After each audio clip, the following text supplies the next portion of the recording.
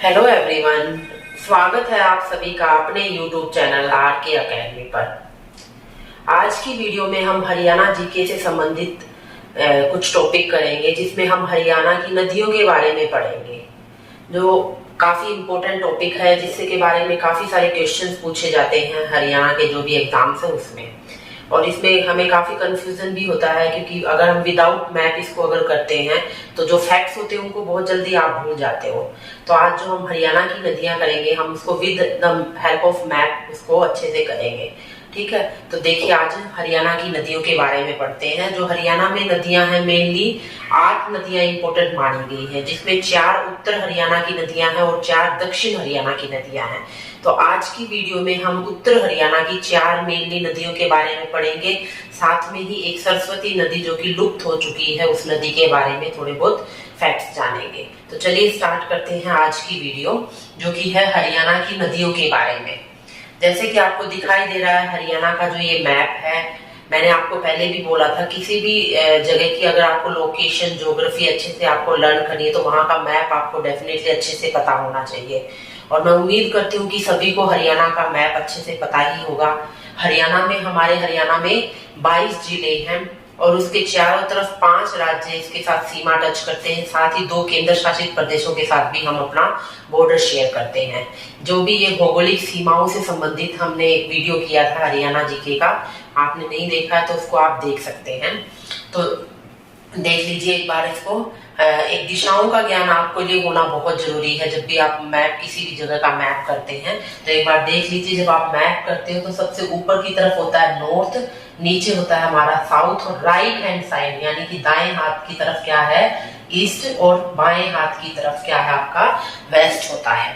तो इसी तरीके से यहाँ देखिए चारों तरफ जो 5 राज्य हैं, हिमाचल प्रदेश हमारे कहाँ है, उत्तर में है, उत्तर पूर्व में उत्तराखंड, पूर्व में यूपी, दक्षिण पश्चिम में राजस्थान, और पंजाब है उत्तर पश्चिम में।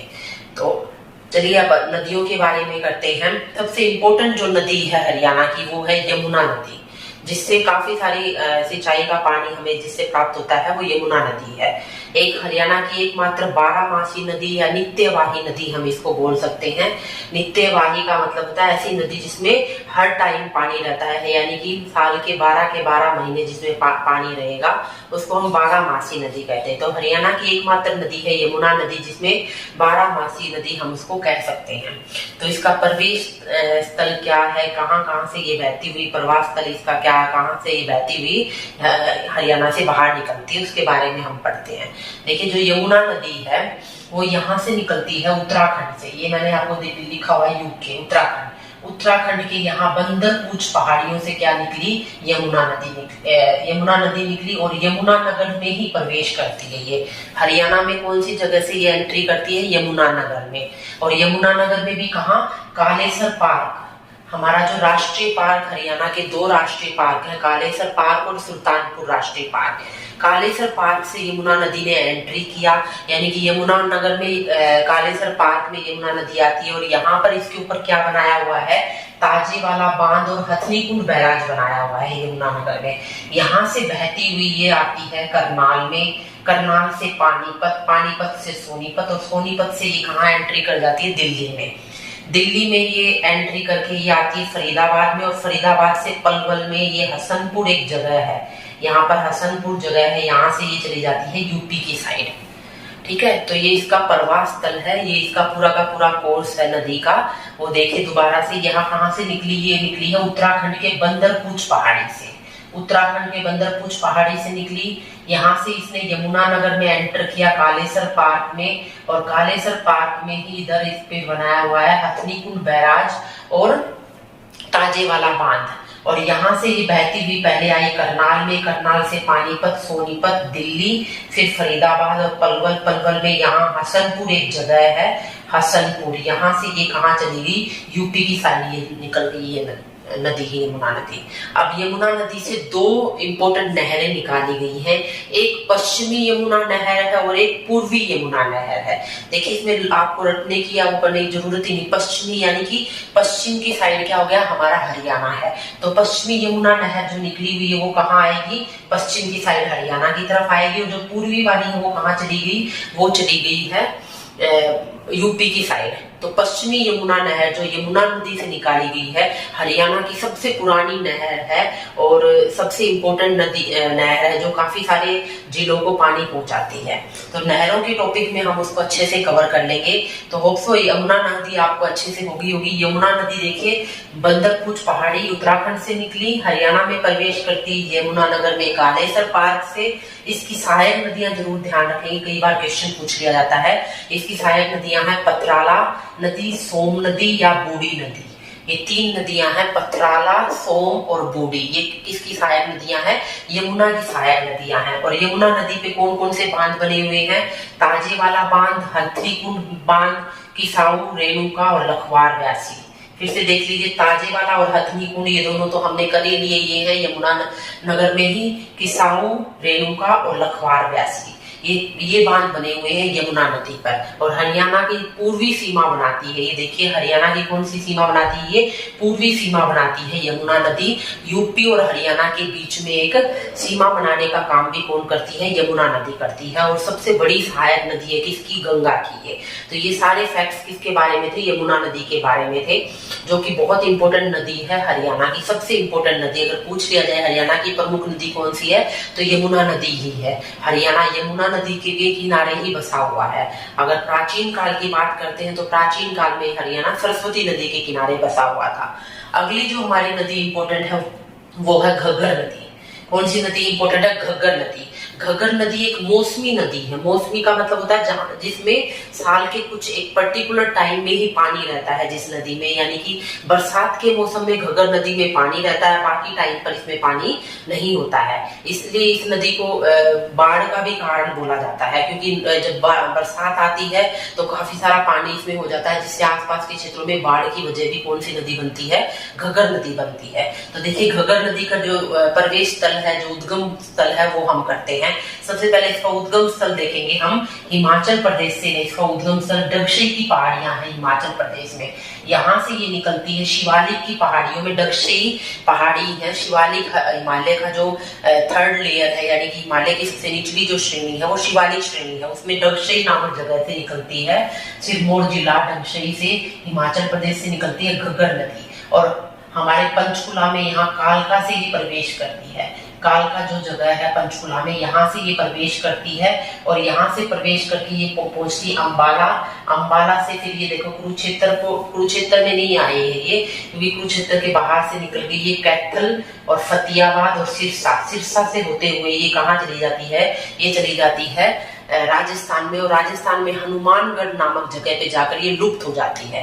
तो कई बार पूछ लिया जाता है कि हरियाणा की कौन सी ऐसी नदी है जो राजस्थान में जाकर लुप्त हो जाती है, तो वो है घग्गर नदी। क्योंकि राजस्थान में जो रेतीला जो रेगिस्तान है वहां पर जाकर इस नदी में वैसे ही पानी की मात्रा कम हो जाती है और ये लुप्त हो जाती है। फिर से देख लीजिए, हिमाचल प्रदेश से ये डगशई पहाड़ शिवालिक की पहाड़ियों से निकली, पंचकुला में कालका नामक जगह से इसने हरियाणा में प्रवेश किया और यहाँ से ये अंबाला से ये कैथल, फतेहाबाद और सिरसा ये इसके प्रवाह स्थल हैं। और यहाँ से ये निकल गई कहाँ? राजस्थान की साइड। तो ये इसका प्रवाह स्थल था घग्गर नदी का। घग्गर नदी को प्रदूषण मुक्त करने के लिए सरकार काफी सारे प्रयास कर रही है। ठीक है, अब देखिए इसमें हमने कर लिया, इसके उद्गम स्थल था शिवालिक पहाड़ियां, डगशई, सिरमौर, हिमाचल प्रदेश। ठीक है, प्रवेश इसका है कालका पंचकुला से। इसका अन्य नाम यानी इस नदी को का अन्य नाम क्या है? हाकड़ा नदी भी बोला जाता है। पाकिस्तान में तो इसको घग्गर नदी को किस नाम से पुकारा जाता है? हाकड़ा नदी। यानी कि अपने प्राचीन अगर इतिहास में भी जाके देखेंगे तो इसका नाम क्या है? घग्गर हाकड़ा नदी बोला जाता था इसको। तो इसका अन्य नाम ध्यान रखेंगे क्या है? हाकड़ा नदी। इस पर बांध कौन कौन से बने हुए हैं? कौशल्या बांध, छामला बांध, दीवानवाला बांध, दंगराना बांध और वीरराज बांध, जिसको O2 बांध भी बोला जाता है। O2 बांध से ये फेमस है और ये कहाँ पर है? सिरसा में है। तो ये क्वेश्चन भी अभी रिसेंटली एग्जाम में पूछा गया था कि O2 बांध किस जिले में है, तो किसमें है? ये सिरसा जिले में है। और किस नदी पर बना हुआ? घग्गर नदी पर। कौन कौन से बांध है फिर देख लीजिए, कौशल्या बांध, छामला बांध, दीवानवाला, दरगाना बांध, वीरराज या O2 बांध, ये कहाँ पर है? सिरसा में है ये वीरराज O2 बांध। इससे क्वेश्चन पूछे जाते हैं। तो ये था सिरसा का घग्गर नदी का के बारे में कि घग्गर नदी की क्या क्या विशेषताएं थी, क्या इसका प्रवेश स्थल था। नेक्स्ट जो इम्पोर्टेंट नदी है वो हमारी है मारकंडा नदी। कौन सी नदी है ये? मारकंडा नदी है। और ये भी कहां से निकलती है? हिमाचल की शिवालिक श्रेणी से निकली। ये हिमाचल की शिवालिक श्रेणी से निकलती है। और ये प्रवेश कहां से करती है? ध्यान रखेंगे, ये अंबाला से प्रवेश करती है। कौन सी नदी? मारकंडा नदी। ये तो थी हमारी घग्गर नदी, ठीक है, ये थी हमारी घग्गर नदी, ये यमुना नदी है, और ये जो हम कर रहे हैं अभी मारकंडा नदी। मारकंडा नदी निकलती तो कहां से है? हिमाचल प्रदेश के शिवालिक श्रेणियों से निकलती है, लेकिन प्रवेश कहां से करती है हरियाणा में? ये अंबाला से प्रवेश करती है। और अंबाला में भी कौन सी जगह है? काला अम्ब नामक एक जगह है। ध्यान रखेंगे, काला अम्ब एक और जगह है पानीपत में। इसमें कंफ्यूज नहीं होना है, दो जगह है हरियाणा में एक ही नाम से, काला अम्ब के नाम से। एक तो ये हमने कर ही लिया, अंबाला में काला अम्ब है जहां से प्रवेश करती है मारकंडा नदी, और एक काला अम्ब है जो पानीपत की लड़ाई के लिए प्रसिद्ध था और पानीपत में है। तो काला अम्ब अंबाला से इसने मारकंडा नदी ने प्रवेश किया, और यहाँ से ये आगे कुरुक्षेत्र में एक सनीसा झील बनाती है। ध्यान रखेंगे, कुरुक्षेत्र में ये एक सनीसा झील बनाती है। कौन सी झील बनाती है? सनीसा नाम की एक झील बनाती है। फिर आगे जाके ये यहाँ पर कैथल में मिल जाती है, किससे? घग्गर नदी से मिल जाती है। कौन सी नदी? मारकंडा नदी। फिर से देख लीजिए, इसका प्रवास स्थल निकली है कहां से? हिमाचल प्रदेश की शिवालिक श्रेणी से, और यहाँ से इसने अंबाला में काला अम्ब से हरियाणा में प्रवेश किया। कुरुक्षेत्र में आके ये पेहवा के निकट सनीसा नामक झील बनाती है, और आगे जाके ये कैथल में किससे मिल जाती है? ये मिल जाती है घग्गर नदी से। अब ये घग्गर नदी से मिल गई, इसका मतलब ये किसकी सहायक नदी होगी? ये घग्गर की सहायक नदी होगी। अब इसने सारा पानी लाकर किसमें डाल दिया है? घग्गर नदी में डाल दिया है, ठीक है। तो ये था हमारा मारकंडा नदी के बारे में। और मारकंडा की सहायक नदी देखेंगे हम, टांगरी, रन, बेगना, नकटी। सहायक नदियां हम जरूर ध्यान रखेंगे हर नदी की। टांगरी, रन, बेगना, नकटी, ये किसकी सहायक नदियां हैं? ये है मारकंडा नदी की सहायक नदियां। फिर आती है नेक्स्ट हमारी नदी है जो टांगरी नदी। जो हरियाणा की इंपोर्टेंट नदी कौन सी है? टांगरी नदी है। टांगरी नदी कहां से निकलती है? मोरनी हिल्स पंचकुला से। अब यहाँ पर जो पंचकुला है, ये पंचकुला है, पंचकुला में जो मोरनी हिल्स है यहाँ से ये निकलती है। ये पंचकुला में यहाँ से निकली है मोरनी हिल से, और यहाँ पर ये क्या करती है? अंबाला में मुलाना नामक जगह पर, मोरनी हिल्स पंचकुला से ये निकली और अंबाला में मुलाना नामक जगह पर ये किससे मिल गई? ये मारकंडा नदी से मिल गई। यानी कि टांगरी किसकी सहायक नदी हुई? मारकंडा की। और मारकंडा किसकी सहायक नदी? घग्गर की। तो ये सीक्वेंस याद रखेंगे कि ये कहां पर ये निकली है? मोरनी हिल्स से टांगरी नदी, और अंबाला में मुलाना नामक जगह पर आकर ये किससे मिल जाती है?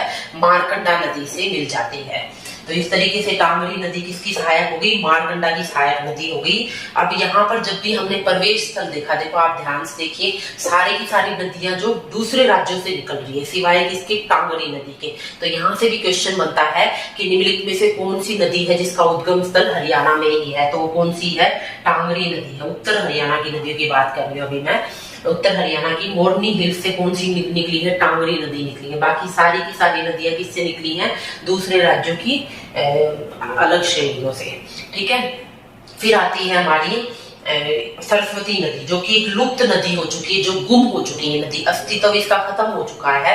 प्राचीन इतिहास में अगर प्राचीन हरियाणा में हम देखते हैं तो जो हमारा हरियाणा था वो सरस्वती और दृष्टवती नदी के बीच में बसा हुआ था। अभी जो हम वर्तमान का हरियाणा देखते हैं ये घग्गर और यमुना नदी के बीच में फैला हुआ है। यह देखिए, ये घग्गर है, ये हमारी कौन सी सीमा बना रही है? उत्तर पश्चिमी सीमा बना रही है। जबकि यमुना नदी कौन सी सीमा बना रही है? पूर्वी सीमा बना रही है। इन दोनों के बीच में क्षेत्र है वो कौन सा है? अपना हरियाणा है। तो वर्तमान हरियाणा बसा हुआ है घग्गर और यमुना नदी के बीच में। जबकि जो प्राचीन हरियाणा की हम बात करेंगे तो वो सरस्वती और दृष्टवती एक नदी थी, उनके बीच में बसा हुआ था हरियाणा।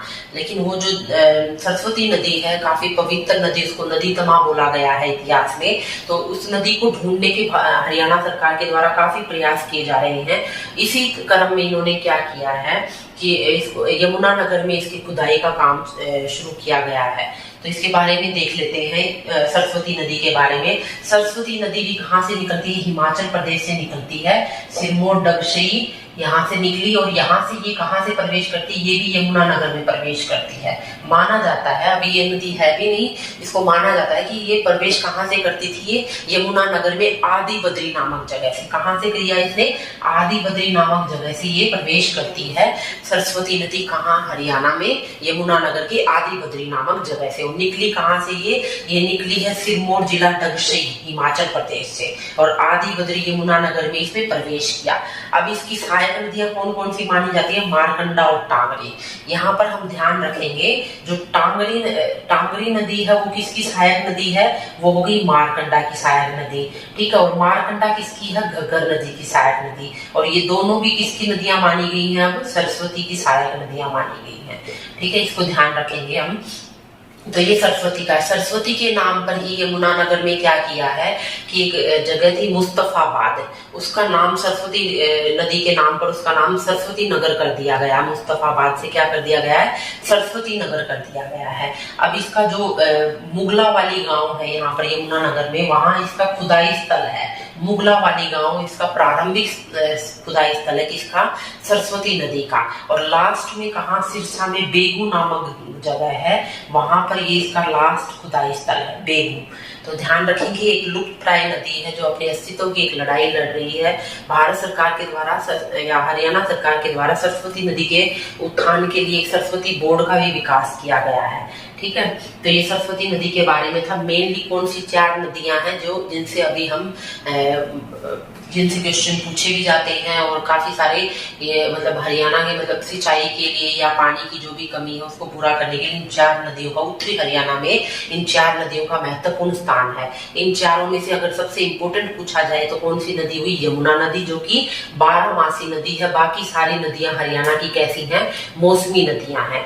बाढ़ लाने में किस नदी का सबसे इम्पोर्टेंट जगह है, कौन सी है, घग्गर नदी का इम्पोर्टेंट स्थान है, क्योंकि ये क्या करती है, बाढ़ का जो पानी है इसमें सबसे ज्यादा होता है और आसपास के क्षेत्र इसकी वजह से डूब जाते हैं।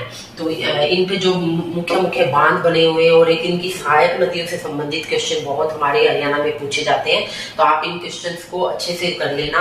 ये वीडियो 1-2 बार आप देखेंगे तो आपको अच्छे से ये समझ में आ जाएगा इन हरियाणा की नदियों के बारे में। हमने 4 ही मेन नदियां की हैं आज। सबसे पहली हमने जो की थी यमुना नदी, वो इसका प्रवास स्थल ये मैंने आपको बता दी, ये यमुना नदी है। और फिर उसके बाद घग्गर नदी जो कि उत्तर पश्चिमी सीमा पर बहती है। उसके बाद हमारी इंपोर्टेंट नदी थी मारकंडा, जो कि अंबाला से प्रवेश करती है। ध्यान रखेंगे, अंबाला से मारकंडा नदी प्रवेश करती है। और मोरनी हिल से करती है टांगरी नदी, जो कि एकमात्र नदी है जो जिसका उद्गम स्थल कहाँ पर है, हरियाणा में ही है। बाकी सारी नदियों का बहार है, दूसरे राज्यों से है। तो इस तरीके से आज की वीडियो में हमने 4 इंपोर्टेंट नदियों के बारे में पढ़ा।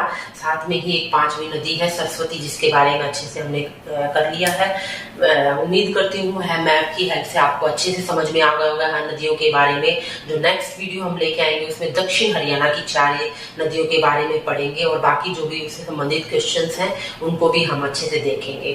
तो उम्मीद करती हूँ आपको ये वीडियो अच्छा लगा होगा। Please like, subscribe and comment also. Thank you for watching this.